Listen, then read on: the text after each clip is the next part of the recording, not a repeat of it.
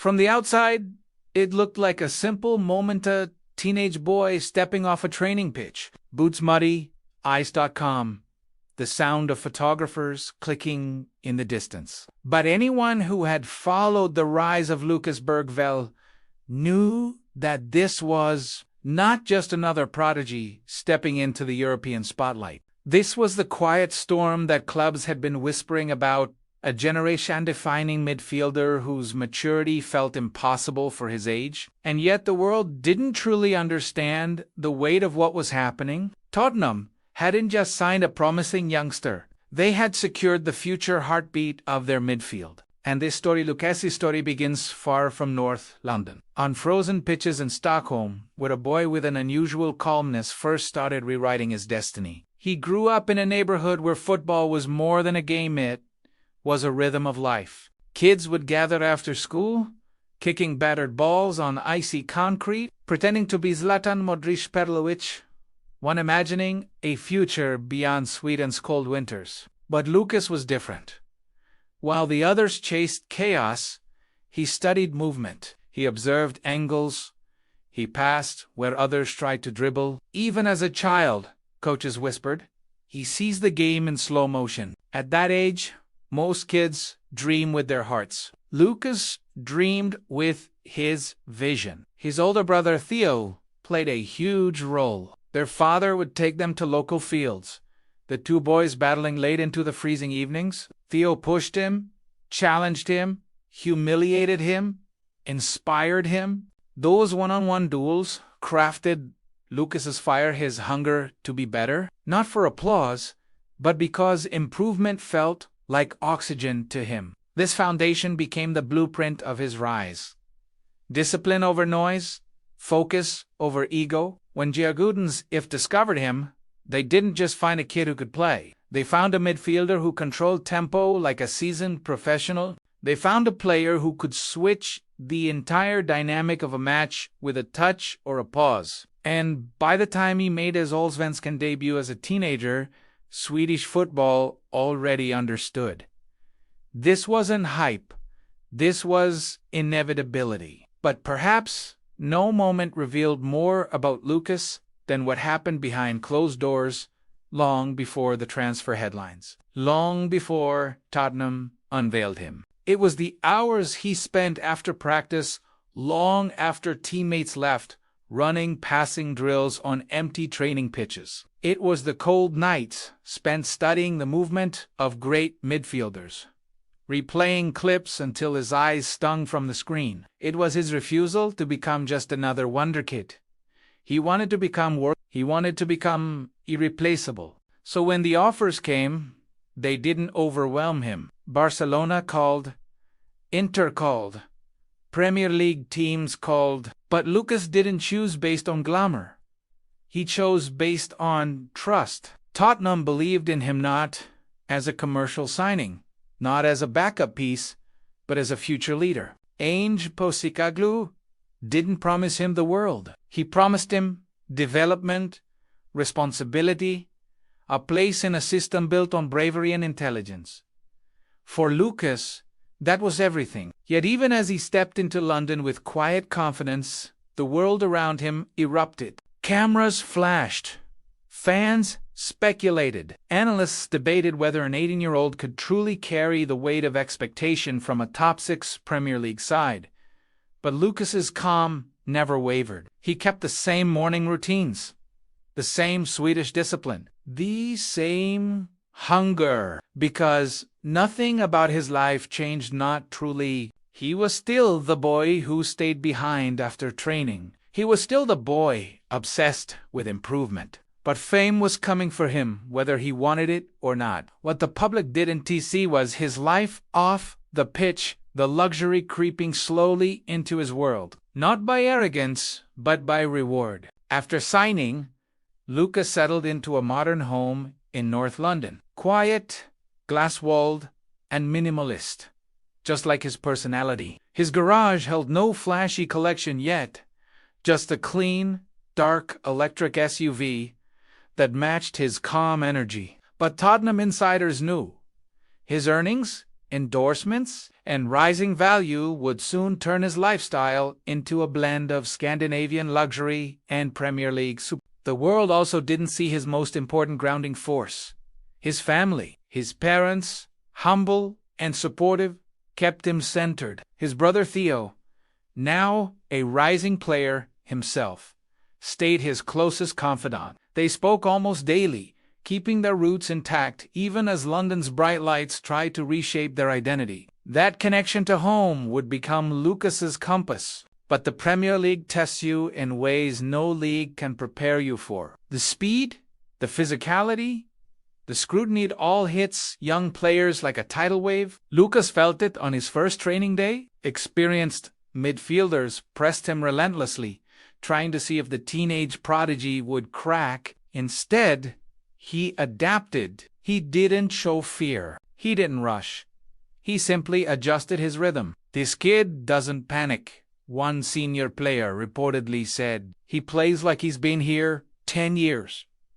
And slowly, Tottenham fans began to notice. Clips circulated. Online tight turns in midfield, disguised pass, moments of composure that felt almost surreal for an 8. People began asking whether Spurs had quietly secured the next Modric, whether the Premier League had just witnessed the dawn of another Scandinavian great. But destiny doesn't unfold overnight. Lucas understood this better than anyone. His rise would be methodical, built through hard work, discipline, and maturity. Yet every step he took, every pass, every decision, every calm smile in the chaos hinted at the greatness ahead. And this is where the true story begins, because behind the luxury, behind the headlines, behind the meteoric rise of Lucas Bergvall, lies a young man fighting to balance ambition with humanity, fame with humility, pressure with peace. And as the world turns its spotlight onto him, his lifestyle, his wealth, his achievements, Lucas is learning that becoming a star is easy, remaining yourself while the world demands a new version of you. That is the true battle, and he is just getting started. Pressure is a strange thing. It can consume a young player, twisting their game into something nervous and unrecognizable. But for Lucas Bergvall, pressure seemed to have the opposite effect. Instead of tightening, he expanded. Instead of shrinking under expectations, he grew sharper, more precise, almost calmer. It was as if the Premier League spotlight didn't blind him, it clarified him. And Tottenham quickly realized they weren't developing a talent. They were watching a transformation. His first months in England became a private masterclass in adaptation.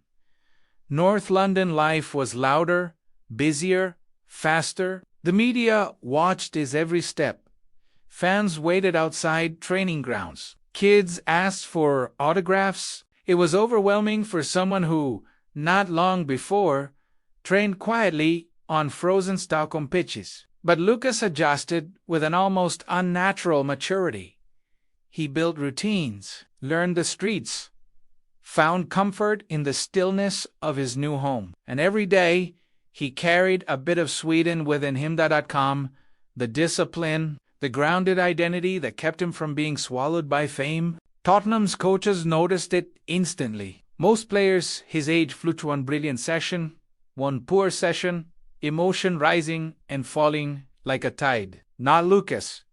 He trained at one steady, relentless pace. He wasn't loud. He wasn't dramatic. He simply executed. He would stay behind after sessions, repeating movements, practicing receiving the ball under pressure, perfecting long diagonals with both feet. Staff members joked that if the floodlights suddenly shut off, Lucas would still be out there training in the dark. But it was his intelligence that stunned everyone. Ange Postecoglou's system isn't easy for young midfielders. It demands courage, bravery, positional fluidity, scanning, composure, risk. Lucas soaked it up like he had been preparing for it his whole life. He didn't play safe. He played smart. He didn't hide behind senior players. He positioned himself beside them, ready for the ball, ready to dictate the tempo. And when teammates pressed him or tested him, he didn't react with ego, he reacted with excellence. The club began seeing him not as the future but as part of the present. Off the pitch, his lifestyle evolved subtly, quietly. He wasn't the type to flaunt wealth on social media or surround himself with noise. Instead, he invested in comfort Swedish-designed furniture, a private chef who helped him maintain optimal nutrition, recovery equipment in his home gym. Tottenham's medical staff often joked that Lucas treated his teenage body like a world-class athlete's engine. Cryotherapy sessions, massage therapy, hydration checks, he did it all without being asked. And even with the growing fame, he remained deeply connected to his family. His parents visited often, grounding him with familiar voices and simple routines. His brother Theo, busy with his own career, would fly in during breaks, the two of them talking late into the night about football, life, and responsibility. "Stay true to who you are," Theo would remind him. And Lucas did. Not one headline, not one viral TikTok moment, not one Premier League rumor ever changed his character. But being a rising star also meant entering a world of luxury slowly but undeniably. More brands wanted him. Sports companies watched his development closely. Soon, top-tier endorsement deals knocked on his door, offering partnerships around Scandinavia and the UK. His social presence grew. His value skyrocketed. Though he remained humble, his life was becoming undeniably elite. The first real taste of stardom came on match day. Tottenham supporters filled the stadium, roaring with anticipation. Lucas stepped onto the pitch with a composure that felt years beyond his age. His debut wasn't about goals or assists. It was about presence. Every touch was clean. Every decision was mature. Every movement whispered one thing: Tottenham made the right choice. The moment he completed a tight turn in midfield, escaping the pressuring opponents with a smooth pivot, the stadium gasped. Clips went viral instantly. Fans called him the Nordic Iniesta. Analysts praised his vision. Commentators described him as ice in his veins. And that was the night the Premier League realized that this quiet Swedish teenager wasn't just adapting. He was emerging. Yet behind that calm performance was something deeper, something the cameras didn't see. Lucas battled out. Not fear of failure, fear of letting people down. Fear of becoming too comfortable. Fear of losing the discipline that brought him here. He would lie awake some nights, processing everything: match footage, mistakes, moments he believed he should have done better. Improvement wasn't a goal for Lucas. It was an obsession. And still, he balanced his life with surprising grace. He explored London in his limited free time, its cafes, its parks, its riverside walks. Not the flashy celebrity hotspots, the quiet places where he could hear himself think. He enjoyed the modern comfort of his home floor too: illing windows, minimalist decor, Scandinavian lighting. He enjoyed the peace of cooking simple meals when the schedule allowed. And sometimes, on rare weekends off, he'd take short trips home to Sweden, reconnecting with childhood friends and the raw simplicity of the life he came from. Yet as Tottenham fans embraced him, the pressure grew louder. Pundits predicted he'd become one of Europe's top midfielders. Scouts from rival clubs monitored his progress. Swedish media framed him as the face of a new generation. And social media, always hungry for the next star, began placing unrealistic expectations on him. But Lucas didn't flinch. He remembered something his father once told him on a cold Swedish evening: "Talent is borrowed. Discipline is yours." He lived by those words. They shaped him. They protected him. They became the foundation on which he built everything: his character, his lifestyle. What the world didn't know was the internal promise Lucas made to himself long before he set foot in London. He would succeed not because of the noise around him, but because of the silence within him, because of the focus that guided every pass, every run, every decision. And now, as Tottenham slowly begins molding him into their future, midfield general, a new chapter forms, a chapter where expectations rise, where his lifestyle glows brighter, where fame walks closer, where his net worth grows, where the boy from Stockholm becomes a global star. But every great rise comes with a test, and Lucas's greatest test is coming. Not from a rival player, not from the Premier League, but from the pressure of becoming the player the world is already calling him to be. And he is not turning away. Greatness is rarely born in the spotlight. More often, it grows in the shadows, quietly, steadily, almost invisible. For Lucas Bergvall, the shadow was the space between what he was expected to become and what he was determined to build. The world called him a wonderkid. Tottenham called him their future. Sweden called him the next leader of a golden generation. But Lucas, he simply called himself a work in progress. And that humility became the most dangerous weapon in his rise. As the months rolled on, the Premier League began to understand his signatory calmness, the clarity, the precision. He wasn't theatrical. He wasn't explosive. His brilliance wasn't loud. It was subtle, like a quiet symphony unfolding in a stadium full of noise. When Spurs were under pressure, he offered balance. When their rhythm broke, a restore Italiano. When opponents pressed aggressively, he turned out of trouble with a composure that seemed unnatural for someone barely out of school. Fans began calling him the clockmaker because he made the game tick. His presence on the pitch became a statement. One that didn't require goals or flashy skills. Instead, it spoke through intelligence, through timing, through control. Tottenham supporters fell in love with that consistency. And in a football world obsessed with viral dribbles and highlight reels, Lucas reminded everyone that true greatness lies in mastery, not in moments. Yet even as his football identity solidified, his lifestyle transformed in ways only those close to him noticed. His home evolved not into something loud or extravagant, but into a sanctuary. Quiet Scandinavian woods, soft lighting, spacious rooms filled with calm energy, not clutter. He built a small film analysis corner with screens, where he would sit 4 hours late at night reviewing footage, studying positioning, understanding space. Many young players chased nightlife.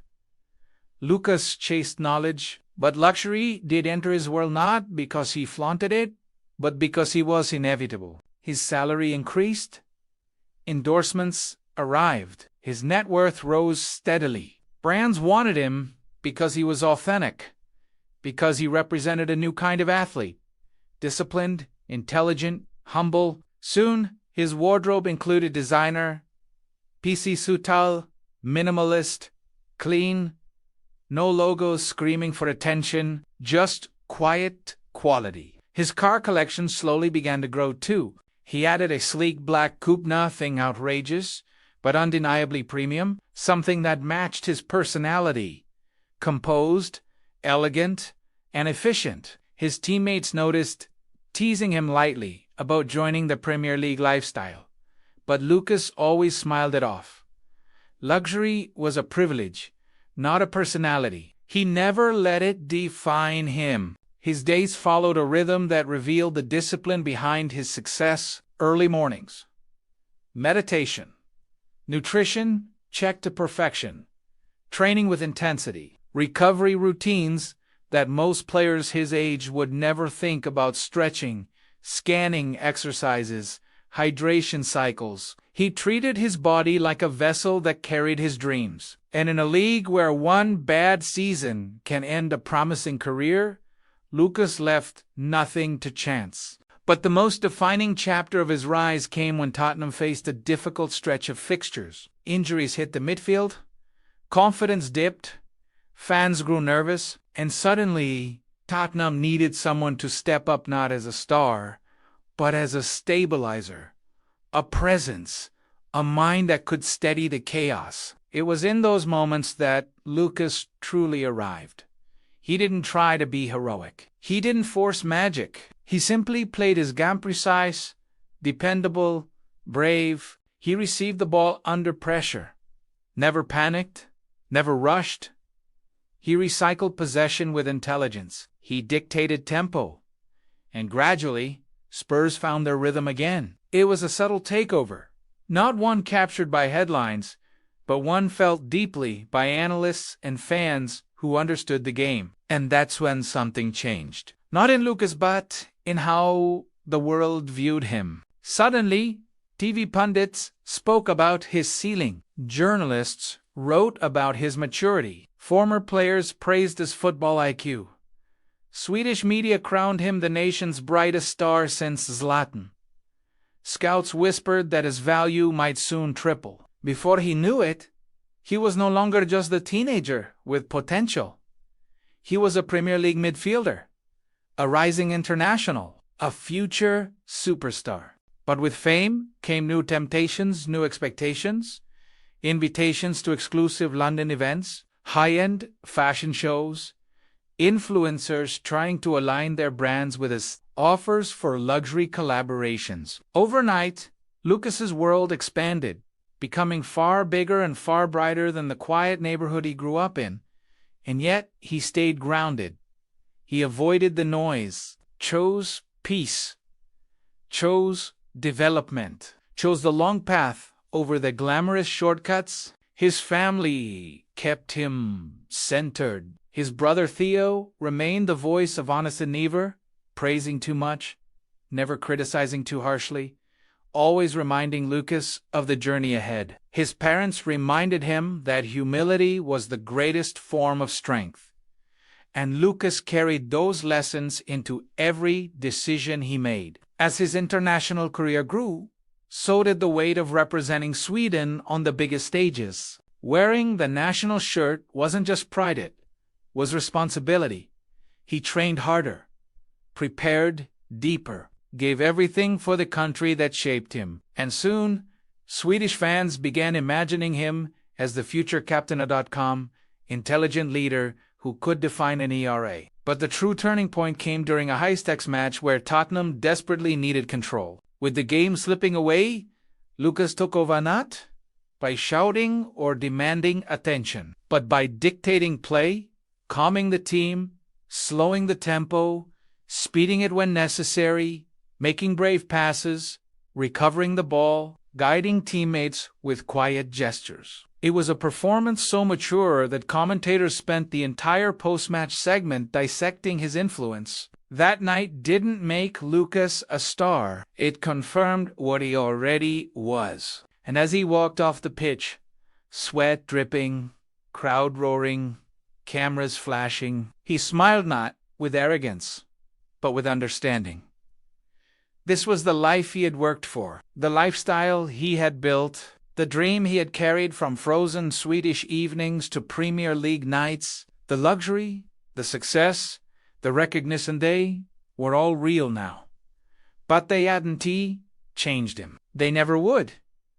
Because Lucas Bergvall wasn't built by fame. He was built by focus, by discipline, by family, by the quiet belief that greatness is earned in silence long before the world begins to cheer. And as he grows into bigger roles, greater expectations, and an elite lifestyle worthy of a global midfielder, there is one undeniable truth.